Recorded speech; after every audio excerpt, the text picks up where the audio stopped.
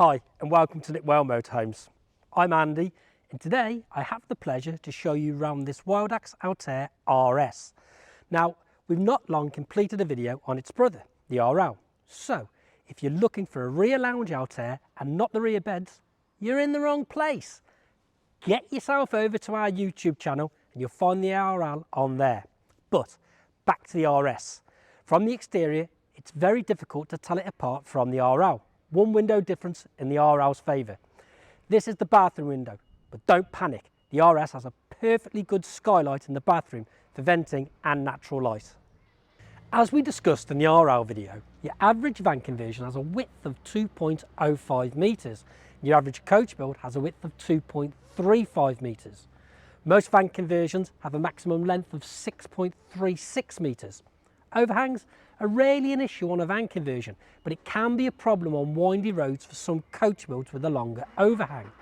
The Altair's length is 6.84 metres, making it significantly longer than most van conversions on the market.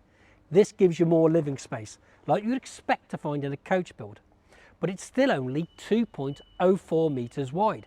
Very much a van conversion in that respect, but with practically no overhang. It looks the part, inside and out, and you'll go a long way to find a meaner looking motorhome. When we look around the exterior of the Altair RS, you can see it's been finished in a dark metallic grey. It has alloy wheels, front and rear parking sensors and an awning. Both doors can be unattached and swung fully round, but where it's most busy is on the roof. We have a 5G Wi-Fi aerial and skylights as you'd expect, but what you might not expect is the fact that practically the rest of the roof space has been taken up with solar panels. In fact, 400 watts of solar panels powering two 100 amp hour lithium batteries, which runs through a 3 kilowatt inverter. This in turn will run the entire kitchen, whether you're on hookup or not. This is a van for the future. Let's take a look inside. Based on the MAN chassis with an 8-speed automatic gearbox with 140 brake horsepower, it's an extremely comfortable and easy drive. 140 brake horsepower is plenty enough power for this 3,500 kilogram unit, and the cab has plenty of spec to keep you occupied.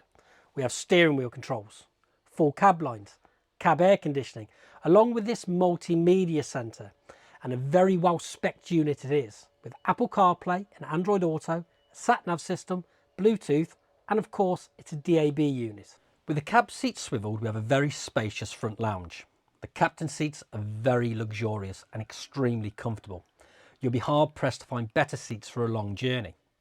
The leather is high quality and the stitching gives them a look and feel you don't find in many motorhomes. Anyway, back to the layout. With the captain seat swiveled, we have this very open plan lounge arrangement, complemented by this curved settee. The Altair RS is a 2-berth, 2-travel seat van conversion, and the lounge works perfectly for 2 people. It'll snugly fit 4 in here, but works best for 2 with the lounge space. There is a table that can be attached to this side of the settee, and this has a home in one of the cupboards. This motorhome has 2 habitation areas.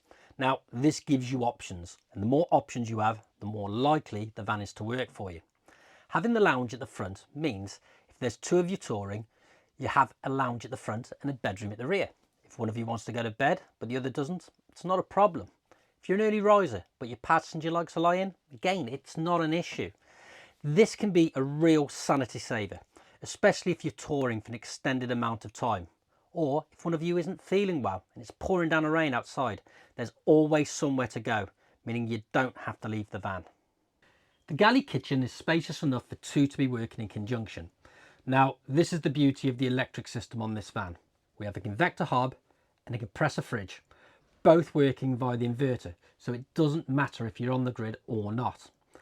Add this to the fact that you have a microwave and 2 30-volt plug sockets that work when you're not plugged into the mains, and it makes this van a wild camper's dream.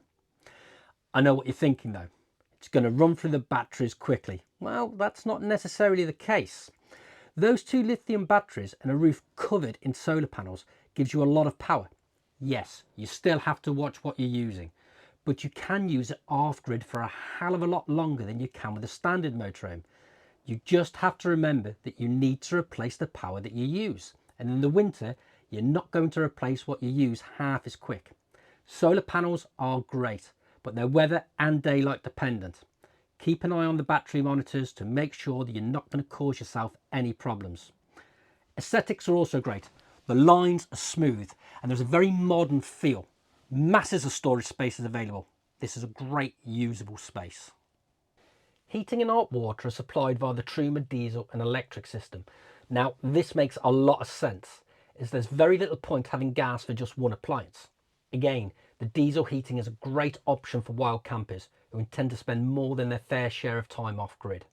In the washroom, we have a skylight above. Then of course we have the head for the shower unit, a mirror, then we have the sink, and again the tap comes out and that is the head for your shower that just pops up. We have the cassette toilet below, and of course this is a heated unit as well. The rear of the motorhome is where the bedroom is situated, and it does give you two genuine singles. There is an extender and a ladder for the middle to make this whole area one big bed. Below we have masses of storage and access to the rear storage area.